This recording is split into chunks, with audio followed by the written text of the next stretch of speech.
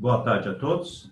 Então, hoje nós vamos ter o seminário da pós-graduanda Viviane, que vai nos apresentar desafios e oportunidades dos solos coesos.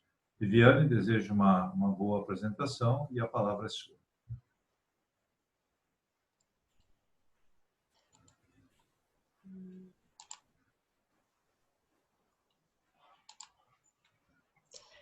Então, tá. Todos estão me ouvindo bem?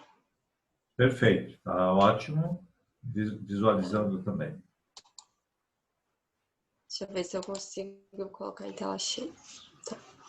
Então, boa tarde a todos. Então, dando início à apresentação do seminário de hoje. Então, meu nome é Viviane Sobutski. Eu sou engenheira agrônoma formada na Universidade Federal da Fronteira Sul, campus Cerro Largo, e atualmente eu sou mestranda do curso de pós-graduação em Ciência do Solo na Universidade Federal de Santa Maria. Então, hoje eu vou apresentar o seminário proposto na disciplina de Manejo do Solo, tendo como título Solos Coesos, Particularidades e Possibilidades. Então, o roteiro da apresentação consiste em uma introdução sobre o que são solos coesos, onde estão localizados, suas características, limitações para a produção agrícola, qual é a sua origem, os solos correspondentes em outros países, principais culturas e como são manejados atualmente, a região selva, com alto potencial agrícola, considerações finais e as referências bibliográficas. Então, dando início. Então, o caráter coeso, que é o que identifica, então, os solos coesos, ele foi incorporado ao Sistema Brasileiro de Classificação de Solos, como sendo um atributo diagnóstico que é utilizado para distinguir solos com horizontes pedogenéticos subsuperficiais adensados, que são, então, muito resistentes à penetração de faca ou martelo pedológico, que conferem consistência extremamente dura, então, quando seco, e friável quando úmido. E esse caráter, ele é genético e comum, na maioria, em latossolos e argissolos amarelos. Então, eles ocorrem nos horizontes BA, que é o horizonte de transição, BW, BT, mas também pode ser encontrado no horizonte AB. São solos, então, profundos, sendo que o grau de coesão ele é proporcional com o aumento do teor de argila. Então, eles se estendem-se por quase toda a faixa costeira do Brasil, desde o estado do Amapá até o Rio de Janeiro. Então, como pode-se observar, eles são encontrados em maior expressão na unidade geomorfológica denominada de tabuleiros costeiros, como indicado em vermelho no mapa. Então, eles são bastante abrangentes, em ampla distribuição geográfica. Muito foi comentado durante as aulas sobre compactação do solo, que é muito parecido com o horizonte coeso, ou seja, nas duas situações temos camadas de impedimento, porém as origens são diferentes, né? Então, o que significa essa coesão? A coesão nada mais é do que a força que mantém um sólido junto, né? Que devido à atração entre moléculas semelhantes. Então, ocorre redução de espaço poroso e, consequentemente, aumento da densidade do solo. E esse fenômeno, ele é natural. Já a compactação é a diminuição do volume do solo ocasionada, então, por pressão. Então, que causa o arranjamento mais denso das partículas do solo e, consequentemente, redução da porosidade. E esse resultado é de ação antrópica. Então, é um fenômeno natural, que é a coesão, e a compactação por ação antrópica.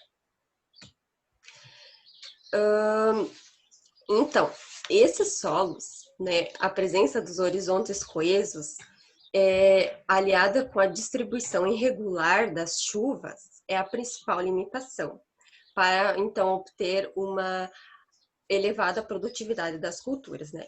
E o clima, em sua maioria, ele é semiúmido e apresenta, então, dois períodos distintos, né? Então,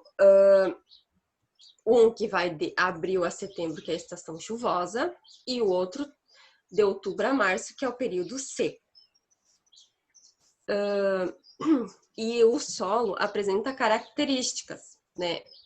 Que, quanto às físicas, né, na estação das chuvas, eles não apresentam restrições.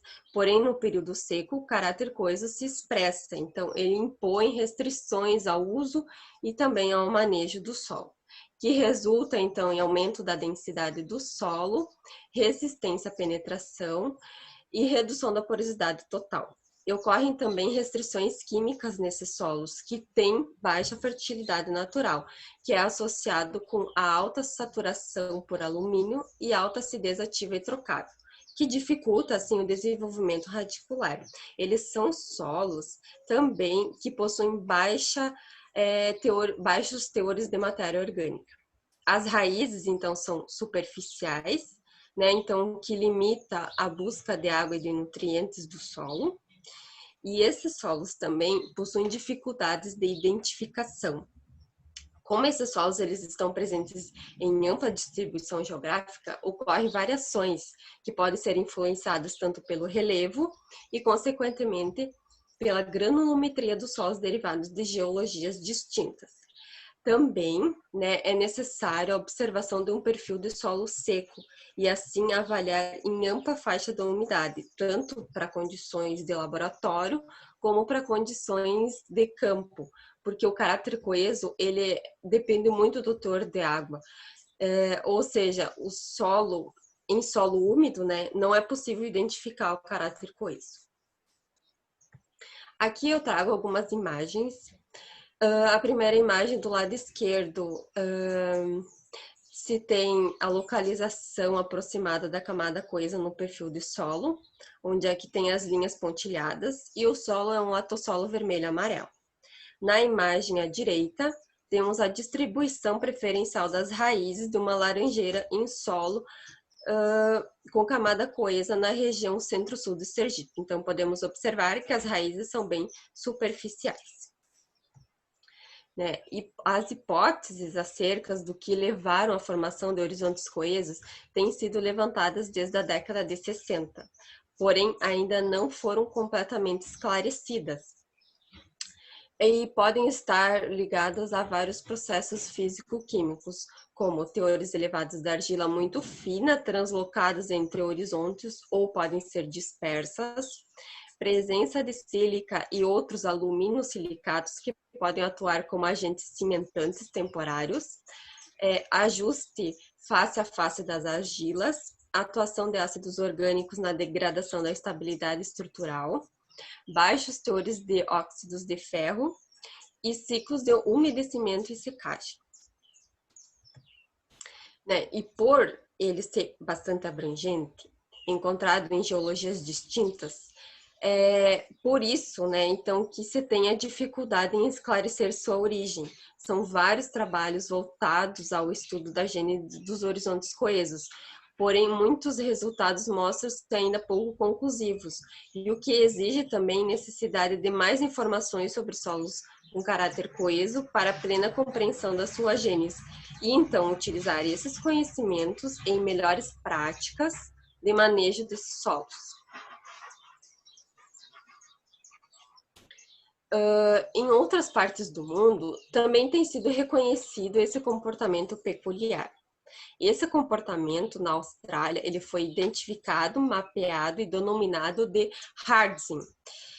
Embora muitos solos apresentam essa característica, foi classificado somente aqueles que se encontram duros, se tornam ser duros, então, o suficiente para dificultar ou mesmo impossibilitar o cultivo desses solos.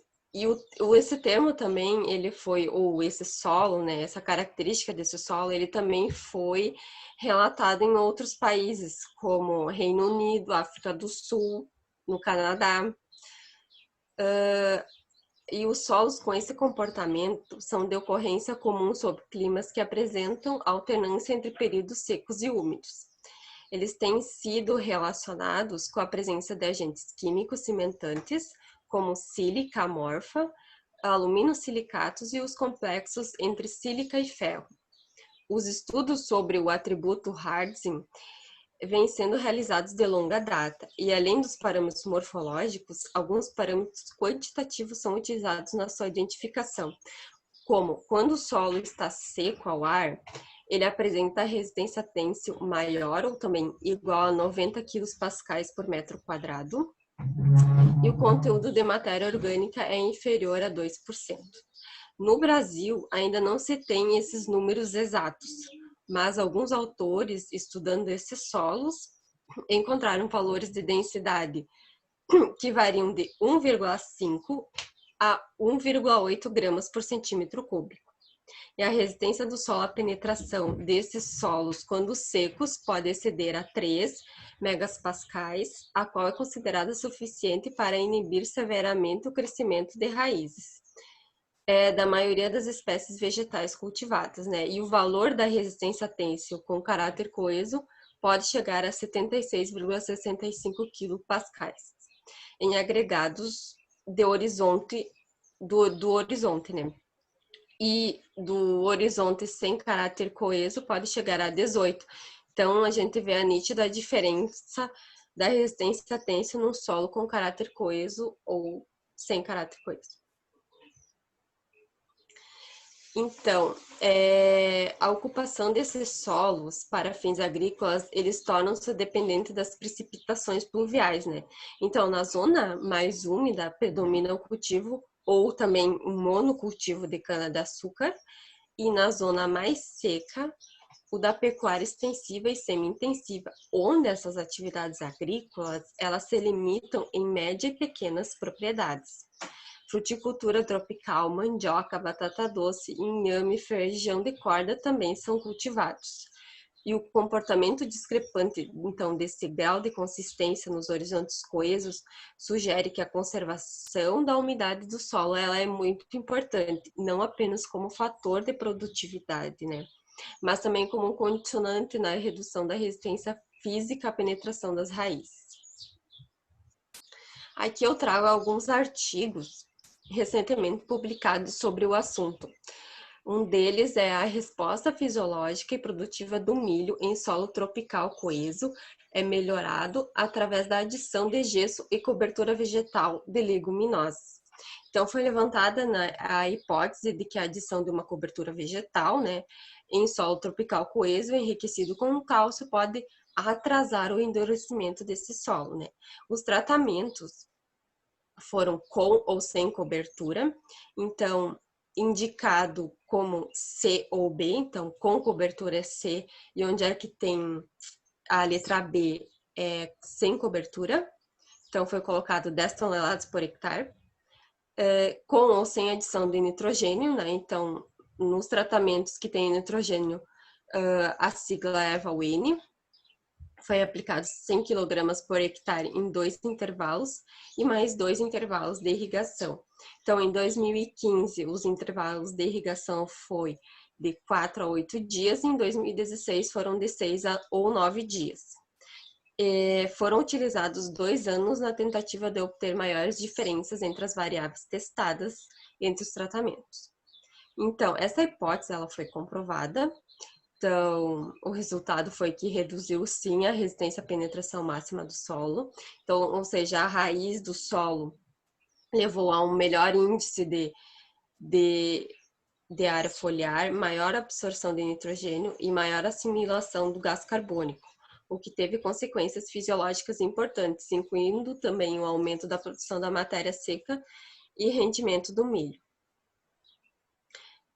E além disso, né, entre os outros resultados, eles sugeriram que a cobertura morta usada com nitrogênio pode atrasar o suprimento de água por 3 ou 4 dias, devido às melhorias nas raízes do solo causadas pelas interações, então, do cálcio e também da matéria orgânica. E isso pode ser crucial, então, numa região onde pequenos intervalos sem chuva são comuns, né? E, então, devido a uma maior eficiência no uso da água, essa estratégia pode ser uma maneira lucrativa de aumentar a produtividade das culturas em condições tropicais, em vez de só aumentar a aplicação, então, da água ou só de nutrientes. Aqui Passei. Aqui eu trago um outro artigo que, na verdade, é uma revisão bibliográfica sobre a eficiência no uso de nutrientes em solos tropicais propensos à coesão, alternativas de manejo. Então, esses autores, né, eles fazem a caracterização das condições ambientais desse tipo de solo, que favorecem a rápida degradação da matéria orgânica, a lixiviação de nutrientes, e por isso é preciso técnicas com os objetivos de aumentar a eficiência no uso de nutrientes devem ser utilizadas para melhorar, então, a produtividade das culturas. Né? Então, esses trópicos, eles caracterizam-se pela intensa incidência de radiação solar, altas temperaturas e elevadas taxas de evapotranspiração. E então essas condições podem dificultar tanto o uso de nutrientes quanto o aumento da produtividade. E o aumento da disponibilidade de nutrientes pode ser obtido por meio do manejo então da matéria orgânica do solo. Então, nessa região tem-se o exemplo que são cultivados um cultivo em aleias, como a imagem à direita, que nada mais é como um plantio de leguminosas arbóreas de diferentes qualidades de resíduos. Então, seus ramos são periodicamente cortados e depositados sobre o solo, promovendo a sua cobertura e reciclagem de nutrientes. Então, entre as ruas de leguminosas, digamos assim, são conduzidos os cultivos anuais, então, que são beneficiados pelos efeitos positivos dos resíduos depositados no solo, né? Então, o cultivo de espécies leguminosas, as herbáceas, também é uma alternativa para aumentar a eficiência no uso de nutrientes. Claro que também a utilização de sistemas conservacionistas como o plantio direto em um sistema de cultivo em aleias também é importante para aumentar a eficiência no uso dos nutrientes nas regiões tropicais, né? Então, claro que o sistema de cultivo em aleias, por si só, ele não é capaz de suportar uma agricultura sustentável, né? Nos trópicos úmidos devido às baixas concentrações de nutrientes, como o fósforo e o magnésio, nos resíduos de leguminosas arbóreas convencionalmente utilizadas. Então, é preciso utilizar técnicas de manejo complementares, como a adubação verde com leguminosas herbáceas e a utilização de fertilizantes minerais e sintéticos para assim aumentar a produtividade. Então, a revisão também relata outra alternativa para aumentar a eficiência do uso desses nutrientes, que é a utilização da gessagem em solos tropicais. Então, o uso combinado de gesso e o material vegetal de leguminosa melhora a eficiência de recuperação do fósforo comparado ao uso isolado dessas técnicas. Que eu trago um outro artigo sobre a caracterização e avaliação de leguminosas e gramíneas com alto poder relativo de penetração de raízes em solo coeso dos tabuleiros costeiros do recôncavo baiano. Então, esse estudo ele visou identificar espécies vegetais quanto ao poder relativo de penetração de raízes, o chamado PRPR, realizado em condições de campo. Foi realizado em latossolo amarelo álico coeso. Os tratamentos constituídos foram de 7 leguminosas e 2 gramíneas, que é a Brachiaria umidicula e o Cameron. Então, esse experimento ele foi concluído na época de floração de cada espécie, com a cobertura das trincheiras, com a abertura, então, das trincheiras e retirada das amostras para avaliação do crescimento das raízes. Então, teve como resultado, como podemos observar ali na tabela, que a Crotalaria juncea, o Calopogônio e a Brachiaria umidicula apresentaram as melhores performances no PRPR, demonstrando grande habilidade em explorar em maior volume de solo em profundidade. Então, quando essas raízes dessas plantas morrem, são criados os chamados bioporos, que podem aumentar o movimento de água e a difusão de gases, que melhora as condições do solo para a cultura subsequente. Então, são opções de subsolador biológico. Recentemente foi identificada uma região muito promissora para a produção agrícola, que é uma região formada por um conjunto de municípios dos estados de Sergipe, Alagoas e Nordeste da Bahia, identificada por técnicos da Embrapa Tabuleiros Costeiros como sendo de alto potencial agrícola, porém ainda pouco explorada. E essa região é denominada de CELBA, que é formado pelas siglas dos estados, então, do Sergipe, Alagoas e Bahia. E o principal critério para delimitar essa região agrícola teve como princípio a ocorrência de chuvas em volumes superiores a 400 milímetros no período chuvoso, que é de abril a setembro, em pelo menos 50% da área total de cada município delimitado. Como podemos observar no mapa à direita, as principais classes de solo são o argissolo vermelho e amarelo, neossolo litólico, latossolo amarelo e os espodossolos. E em relação aos argissolos predominantes nessa região, então destaca-se a presença da camada coesa na subsuperfície, o que pode dificultar também a infiltração da água no solo, que promove episódios de encharcamento no período chuvoso, se não manejados corretamente. Então, falando sobre um pouco das culturas dessa região. Então, o milho é o grão mais cultivado nessa região, tendo como maior produtor o agreste sergipano. E essa cultura ela vem movimentando significativamente a economia. Porém, o fato dela ser cultivada em monocultura, assim como a cana-de-açúcar, vem causando preocupações quanto à sua sustentabilidade. Então, a Embrapa vem tentando formatar um sistema de produção de soja adaptado a essa região para promover ao menos uma sucessão de culturas, em parceria também com a Embrapa Soja. O sorgo é uma cultura ainda pouco explorada nessa região, mas tem alto potencial. A segunda cultura de grãos mais cultivada nessa região é o feijão, principalmente o feijão comum, e o arroz é cultivado no Selba, na região do Baixo São Francisco, envolvendo então municípios de Alagoas e Sergipe. E nesse cultivo se destaca o número de famílias presentes nessa cadeia produtiva.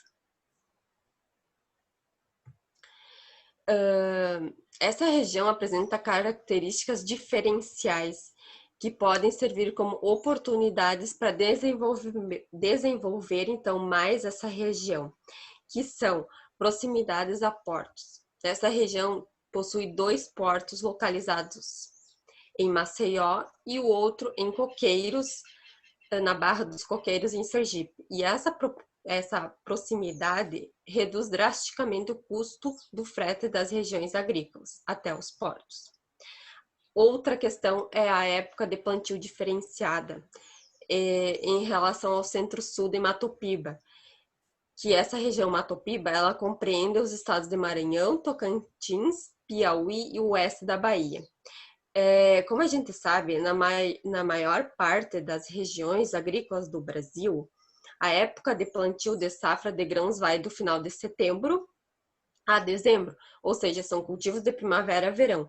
No Selba, o plantio das culturas de grãos se inicia no final de abril e segue até junho. Então, são cultivos de outono e inverno, né? E as vantagens dessa época de cultivo em relação ao restante do país são que possui maior probabilidade de preços melhores, então, na colheita. O plantio de sementes de alta qualidade fisiológica, ou seja, sementes sem tempo de prateleira, então são recém-colhidas. Possui histórico de altas produtividades, devido ao período com clima mais favorável ao cultivo de grãos. Produção de grãos de soja com altos teores também de óleo e proteína. Então, porque principalmente pela baixa temperatura nos meses relacionados ao período de enchimento dos grãos, que é de agosto e setembro. Possui também um mercado regional para a compra do milho e soja, para a fabricação de rações para alimentação animal, possui extensão do cultivo, expansão do cultivo de grãos e da integração lavoura-pecuária-floresta em áreas de pastagens degradadas e de cana-de-açúcar. Então, o cultivo de grãos ele vem se expandindo nessa região, né? E as primeiras unidades de integração lavoura-pecuária-floresta também vêm sendo instaladas nessa região, que combina espécies arbóreas, como a gliricídia e o coqueiro, com a produção animal, seja bovinos ou ovinos, e com a cultura do milho. Possui também aptidão para a produção de raízes e tubérculos, como mandioca, fruticultura, por exemplo, como citros, aptidão para a produção de gramíneas energéticas, como a cana, o capim-elefante, sorgo, potencial de produção de culturas irrigadas na região do Baixo São Francisco, principalmente de frutíferas e de arroz, presença de importantes agroindústrias no Selba, que facilita, então, essa comercialização de vários produtos agrícolas, e possui existência na região de polos de fertilizantes, então, o que propicia menor custo com frete de fertilizantes. Então, tendo essas vantagens, essa região também possui algumas desvantagens. Por exemplo, apresentam poucas unidades de armazenamento e de secagem de grãos, poucas cooperativas de produtores rurais, predomínio do preparo convencional do solo nas áreas de produção de grãos, a limitação de políticas agrícolas para o chamado Nordeste úmido, onde está localizada a maior parte do Selba. A grande maioria, então, dessas políticas agrícolas do Nordeste são para a região semiárida, voltadas à convivência com a seca. A assistência técnica e extensão rural é insuficiente e possui irregularidades de chuvas nos últimos anos. Aqui eu trago fotos sobre resultados de pesquisa pela Embrapa com grãos, especificamente então com a soja, onde com chuvas regulares tem demonstrado uma região promissora para o cultivo então dessa oleaginosa.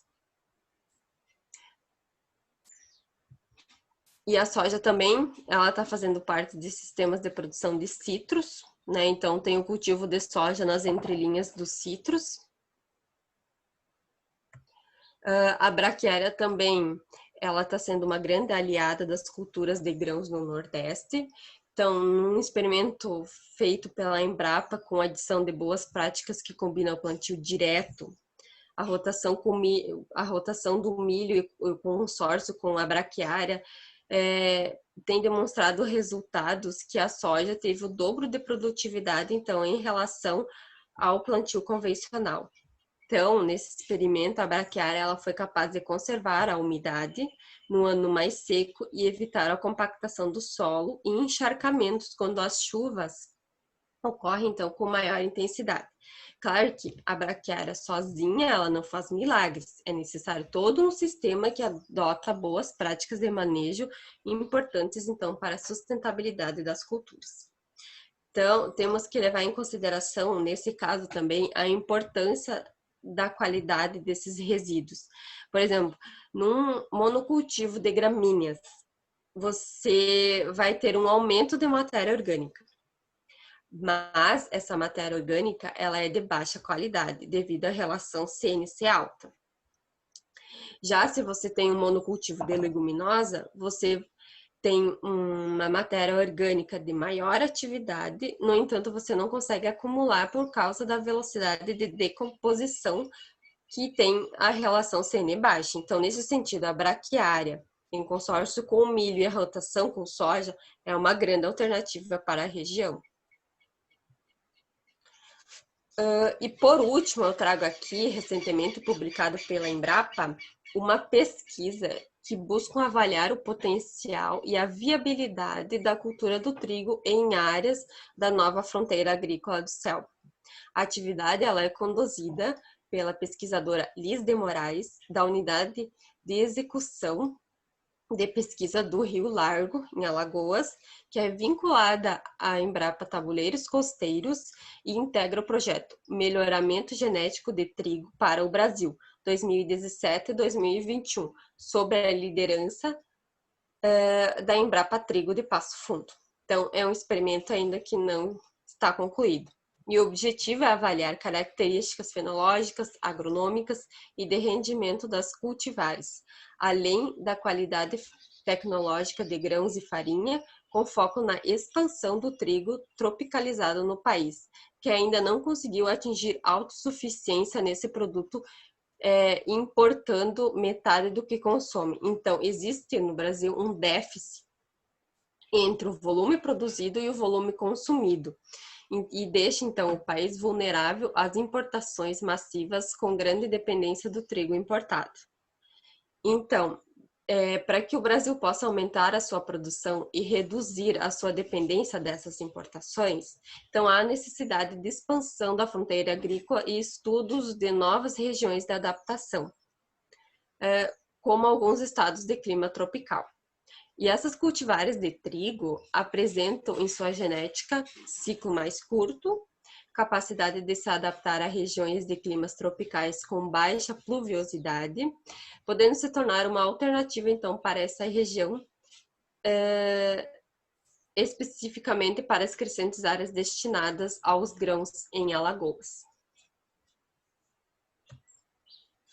Então, finalizando as considerações finais, então, recapitulando alguns conceitos. Então, os solos coesos, então, eles são bastante abrangentes, presentes em ampla distribuição geográfica. Sua gênese, ela ainda não está totalmente esclarecida, necessitando de mais estudos para sua compreensão. Então, são solos que apresentam limitações, tanto físicas como químicas e biológicas, e é no período seco onde o efeito do horizonte coeso mais se destaca. E essa região de selva tem se destacado como estratégia para um grande polo agrícola do nordeste do Brasil, região onde os solos coesos também estão localizados. Então, em pesquisas, né, os solos coesos, eles têm demonstrado que, quando bem manejados em culturas de grãos, atingem alta produtividade, conforme já acontece com milho, cana-de-açúcar, eucalipto, citros. Então, na agricultura não existe uma receita pronta, então sempre temos que estar nos atualizando, aperfeiçoando, linkando conhecimentos de todas as áreas. Além do tipo de solo, o que mais influencia, então, no sucesso de uma propriedade é o seu manejo, que estão as referências utilizadas nesta apresentação. Obrigada pela atenção.